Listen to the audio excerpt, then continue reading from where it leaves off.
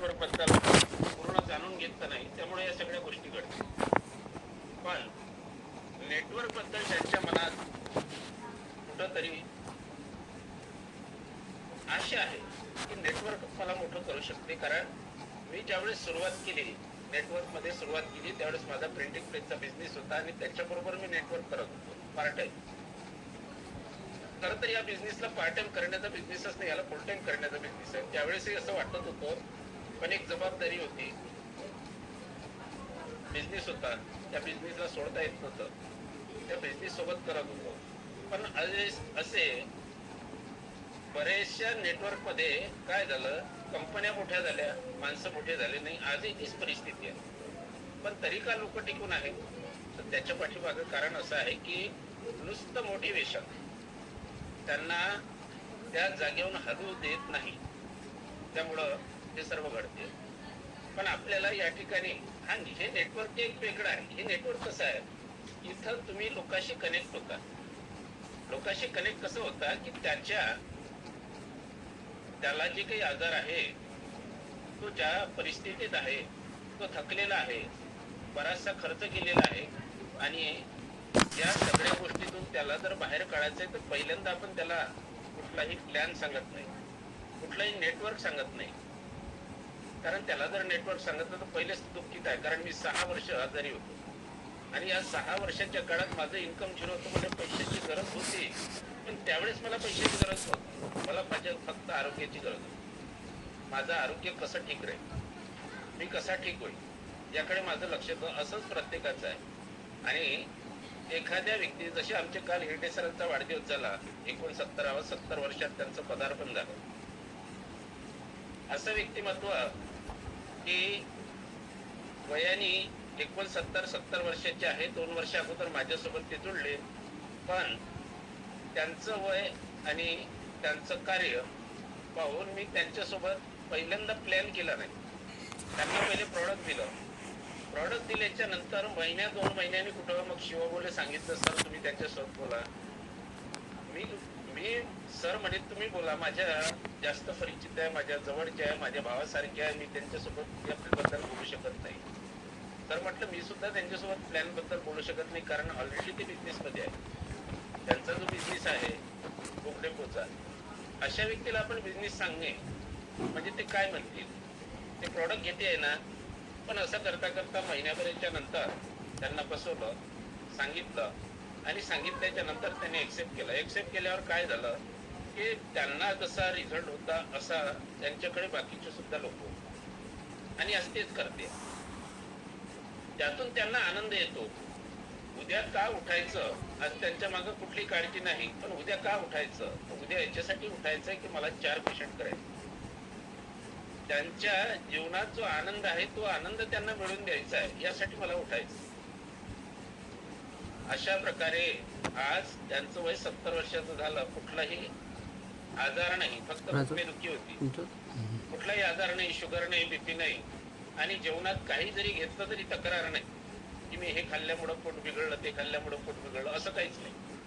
पण ते जेवणाच्या वेळेचंही काही बंधन नाही, कधी खाल्लं काय खाल्लं, कारण त्यांनी मेंटली आपल्याला सक्षम बनवून ठेवलेलं आहे की मला काहीच होणार.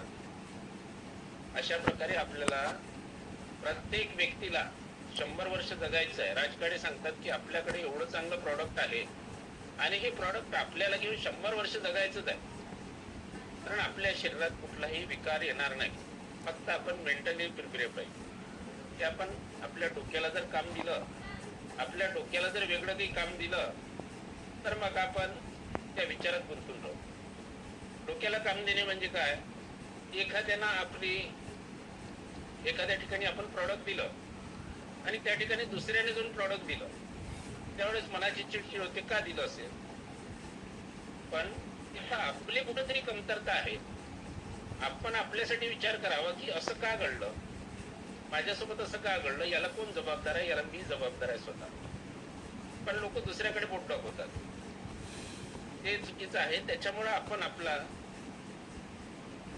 डोक्यात तो विचार घालून बसतो आणि इरिटेट होतो. कुठल्याच गोष्टीत इरिटेट व्हायचं नाही. आणि आपण जर इरिटेट होत नसेल तर आपण आनंदाने जगू शकतो. गेलं, ज्याचं होतं त्यांना घेऊन गेलं, ज्याच्यासोबत जायचंय त्याच्यासोबत गेलं, काही हरकत नाही. मला माझ्यासोबत किती लोक आहे याचा विचार करायचा आहे की माझ्यासोबत लोक का राहत नाही.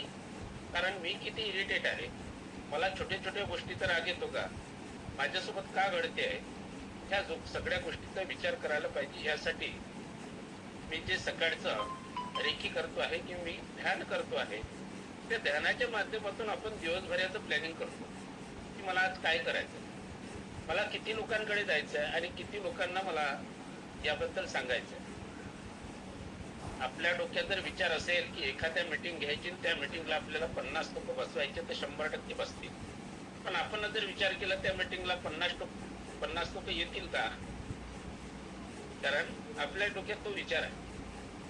म्हणून या ठिकाणी काम करताना पहिल्यांदा प्रॉडक्ट, आणि प्रॉडक्ट सुद्धा एवढं जबरदस्त आहे की या प्रॉडक्टला घेऊन जो काम करायला लागला तो कधीही सोडून जात नाही. फक्त अशा मीटिंगला तो अटॅच पाहिजे, त्या मीटिंगच्या माध्यमातून त्याचं अटॅचमेंट होते. वारंवार आपल्यावर हॅमरिंग केले जाते की हे प्रॉडक्ट कसं आहे, कंपनीचे CMD कसे आहे, डॉक्टर भरत राठोड आणि आपले ग्रेट लीडर जे आहे श्याम पैलवार सर, यांची तळमळ कशी आहे. यांची तळमळ बिझनेस बद्दल आहे, पण आपल्याला काय करायचंय, कारण आपल्याला आपण स्वतः बदलू शकतो, आपल्याला कोणी बदलू शकत नाही. जसं कुंभाराच्या जवळ मातीचं मडकं बनलं आणि ते मातीचं मडकं बनल्याच्या नंतर त्याला एकदा आकार दिला, भाजल्या गेलं तर त्याला डबल बनवता येत नाही. तसं माणसाचं आहे. ज्यांचं वय 50-60 वर्षाच्या नंतर झालं, 50 वर्षाच्या नंतर झालं, त्याला कोणी शिकू शकत नाही. पण त्याला जर बदलायचं असेल तर स्वतः बदलू शकतो. एक उदाहरण सांगायचं झालं, माणसाचा कसा उपयोग केला जातो किंवा माणूस स्वतःला कसा बदलू शकतो हे त्याला माहित नाही. एक कुंभार, त्याच्या घरी मातीचे मडके होते, ते भाजलेले होते आणि त्या मातीच्या मडक्यात लोक यायचे, ते घेऊन जायचे. पण त्यांच्या जवळ एक मातीचं मडकं असं होतं, भाजलेलं होतं, पण ते बाजूला ठेवलेलं होतं. त्यांच्याकडे जाता जाता एक साधू आले आणि त्यांनी तिथं पाणी मागितलं. पाणी मागितल्याच्या नंतर ते पाणी पिले आणि तिथं ती लोकांची गर्दी दिसत होती, मातीचं मडकं घ्यायला येत होते, घेऊन जात होते, उन्हाळ्याची वेळ होती. मग त्यांनी विचारलं की हे मडकं एवढं चांगलं आहे, बाजूला का ठेवलेलं आहे. त्यांनी सांगितलं का या मडक्याला छिद्र पडलेलं आहे, हे उपयोगाचं नाही. मग पाणी पिले ते साधू आणि त्यांच्या डोक्यात काय विचार आला, त्यांनी म्हटलं का हे मडकं मला द्या. त्या कुंभाराने सांगितलं या मडक्यापेक्षा मी तुम्हाला चांगलं मडकं देतो, हे फुटलेलं मडकं आहे, याचं काय करणार. त्याने विचारलं नाही, हे मला हेच पाहिजे. मग त्यांनी त्या कुंभाराने त्याला ते मडकं दिलं, त्या साधूला मडकं दिलं. साधू पुढच्या प्रवासासाठी गेले. पुढच्या प्रवासात जाताना त्यांच्या मंदिरात गेले. ते शंकराचं मंदिर होतं. त्या मंदिरात शंकराच्या पिंडीवर जी गळती असते, त्या गळतीसाठी त्याचा उपयोग घ्यायचा होता त्यांना. त्याला कलर केला, ते मडकं तिथं लावलं आणि त्याचं थेंब पाणी शंकराच्या पिंडीवर पडत होतं. तर असंख्य लोक येत होते आणि त्या पिंडीचं दर्शन घेत होते. त्या मडक्यालाही डोकं लावलं.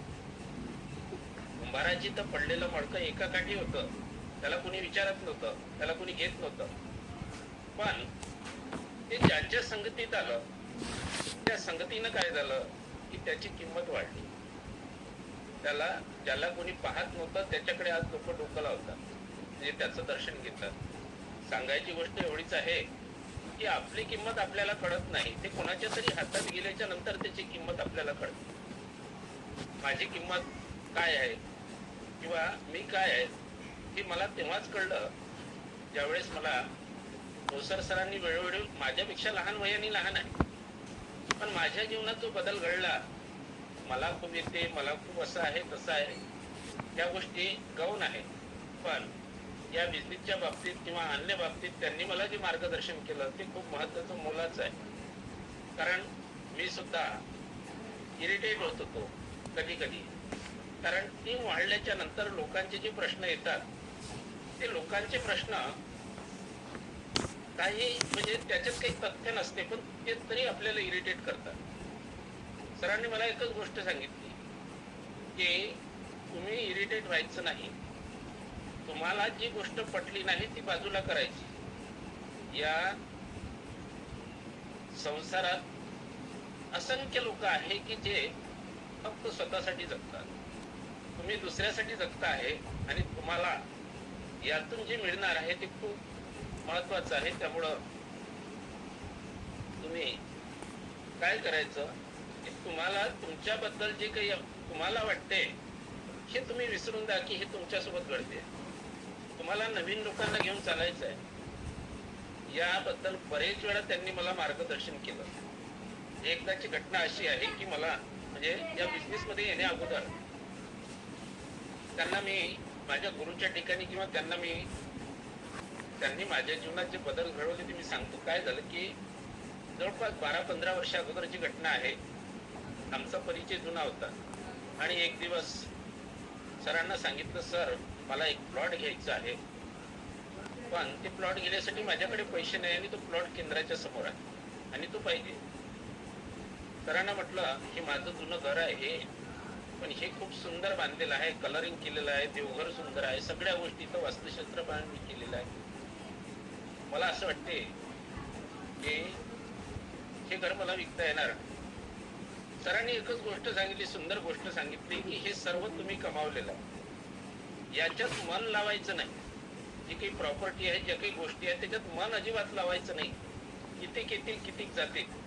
आणि ती गोष्ट मी त्यांची मनावर घेतली आणि ते घर मी विकलं आणि ते घर विकल्याच्या नंतर केंद्रासमोर प्लॉट घेतला आणि आज त्याच्याही पेक्षा सुंदर मकान इथे मी बांधलं. तो जर माझ्या मिसेसला नंतर विचारलं काय करायचं, घर विकायचं का, तर ती म्हणे हो काही हरकत नाही, आपण जर चांगल्या ठिकाणी केंद्रासमोर जातो आहे तर काही हरकत नाही. म्हणजेच काय की तो निर्णय घेणे सुद्धा आपल्या हाती, आपण कसा निर्णय घेऊ शकतो यासाठी सुद्धा कुठल्या तरी गुरुची गरज असते. आणि ते गुरु कोणी असू शकते, वयाने लहान असेल, छोटा मुलगा असेल.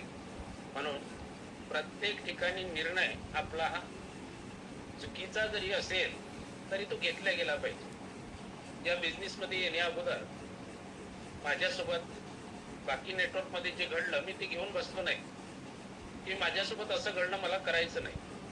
पण ते कुठंतरी मनाशी लागत होतं की हा बिझनेस, कारण याच्यासारखे आतापर्यंत 5-6 बिझनेस केले, कुठूनही काही मिळालं नाही. पण एकच गोष्ट लक्षात होती की ज्यावेळेस पहिला बिझनेस सुरू केला होता त्यावेळेस त्यांनी जे सांगितलं होतं की तो पॅसिव्ह इन्कम मिळते आणि इथून 5 वर्ष काम केल्याच्या नंतर तुम्ही करोडपती होणार.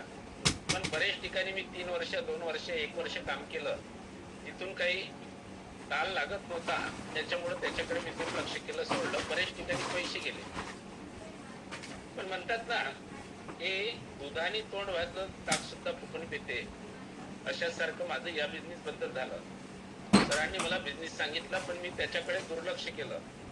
मी माझं आरोग्य पहिल्यांदा पाहिलं, आरोग्याच्या नंतर मग याची सुरुवात केली आणि सुरुवात केल्याच्या नंतर आज सरांनी सांगितलं की सगळ्यात म्हणजे अमरावती जिल्ह्यात प्लॅटिनम हे म्हणजे माझी रँक अचीव झाली. आणि ते अचीव करण्यासाठी मी माझ्या सोबत येणाऱ्या प्रत्येक लोकांना तेवढाच वेळ देतो. मी कधी असं पाहत नाही की हा माझ्या स्पीकर लेगला आहे की हा माझ्या पॉवर लेगला आहे. म्हणजे मला जिकडून इन्कम येते तिकडूनच मी जास्त काम करणार असं नाही.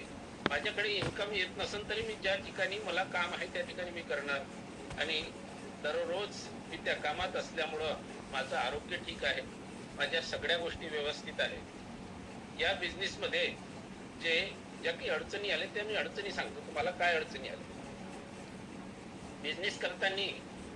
पहिली अडचण येत असते घरच्या लोकांची, पण मला ती आली नाही कारण माझी पूर्ण फॅमिली माझ्या विचाराची आहे. कारण मी जे काही करेन ते चांगलं करेन, त्याबद्दल कुठं दुमत नाही.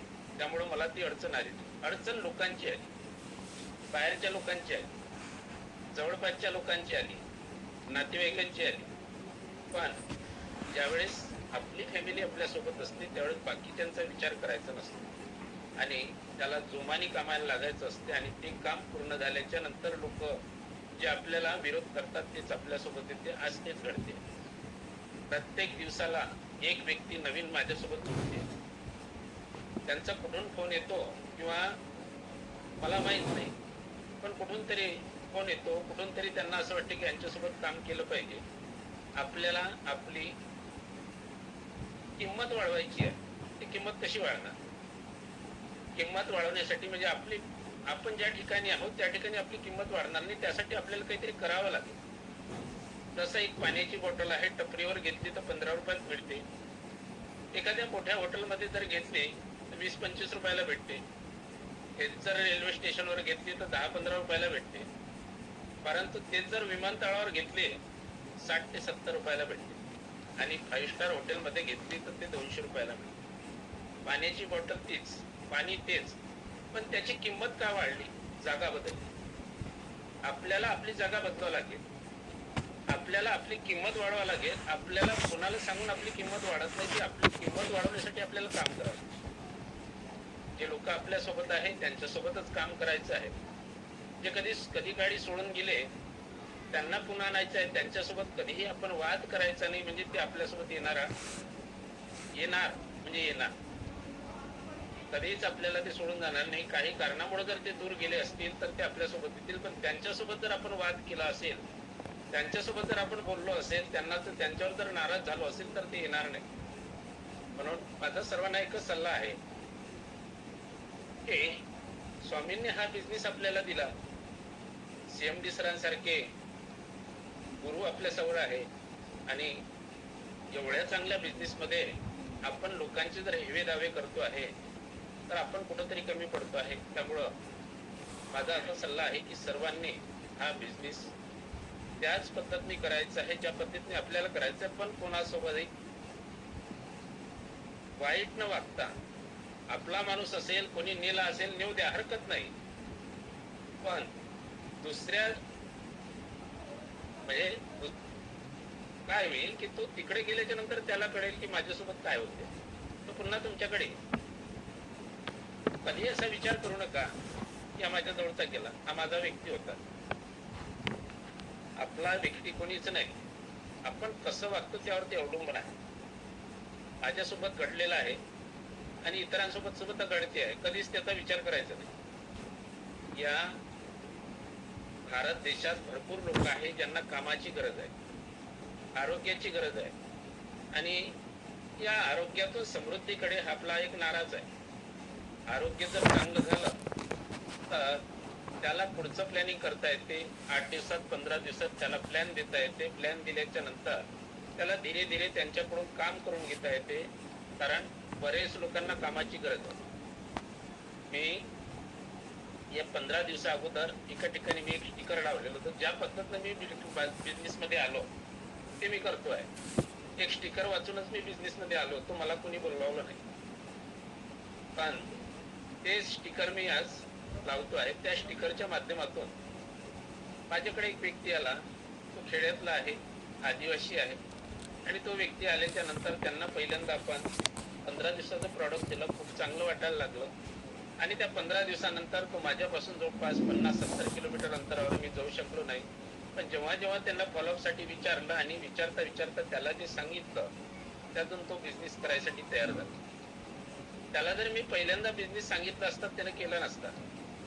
म्हणून कोणासोबत काय बोलायचं, कसं बोलायचं यासाठी 4 बेसिक ट्रेनिंग आहे आणि ती 4 बेसिक ट्रेनिंग प्रत्येकाने घ्यायला पाहिजे. 4 बेसिक म्हणजे काय? दिवसभरात आपण काय करतोय, कसं वागतोय, कोणासोबत बोलताना कसं बोलतोय, बसायचं कसं, या सगळ्या गोष्टी त्यातून आपल्याला कळतात. आणि आपल्या सिनियरला सांगून असे 4 बेसिक ट्रेनिंग पूर्ण दिवसभराचे म्हणजे 6 घंटे 7 घंटे जर आपण एका ठिकाणी बसून त्या सगळ्या गोष्टी जर शिकलं तर निश्चितच आपल्याला काहीच अडचणी येणार नाही.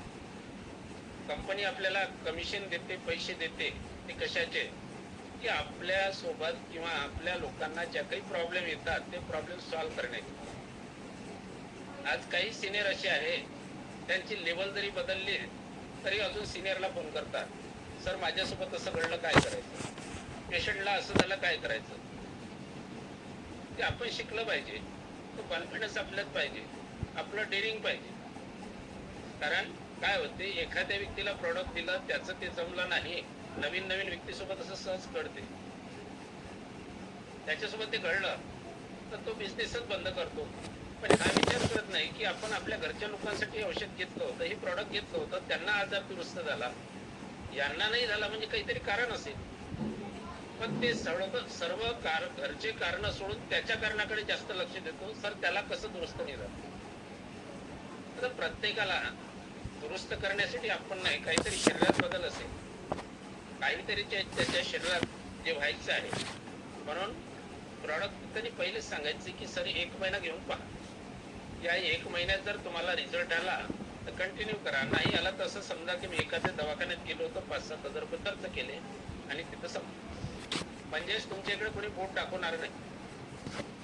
या सगळ्या गोष्टी जर आपण पडल्या तर बिझनेस मध्ये फार मोठा बिझनेस करू शकतो आणि आपण आपल्या लोकांना खूप पुढे घेऊन जाऊ शकतो. कारण लोकांना पुढे नेणे म्हणजे आपण पुढे जाणे.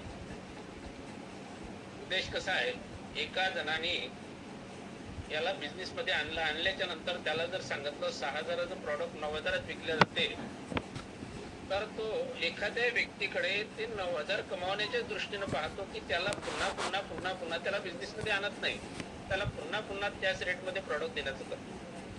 त्याच्यामुळे काय होते, तो तर आपल्यापासून दूर जातोच, पण बिझनेस सुद्धा होत नाही. तो विचार बघतो आपल्याला त्या प्रॉडक्टच्या माध्यमातून जेवढे पैसे मिळायचे आहे ते कंपनी देतील आणि त्या कंपनीनं पैसे दिल्याच्या नंतर त्याचं मल्टिप्लाय कसं होईल हे आपल्याला कळणार सुद्धा नाही. पहिल्यांदा 500 रुपये मिळतील, त्या 500वर खुश असायला पाहिजे, प्रोसेस एन्जॉय करायला पाहिजे की आपण जे काम करतो आहे याच्यात आनंद यायला पाहिजे. त्याच्या रिझल्टशी आपल्याला घेणं देणं नाही. रिझल्ट येणारा येईलच, म्हणजे प्रोसेस आपण करतो आहे की प्रॉडक्ट देण्यापासून त्याच्या फॉलोअप पर्यंत सगळ्या नवीन नवीन लोकांना भेटण्यापर्यंत हे सगळे प्रोसेस एन्जॉय करायचे. ज्याला या प्रोसेस मध्ये आनंद येतो त्याचाच बिझनेस वाढतो. श्री स्वामी समर्थ. 8:32 झाले.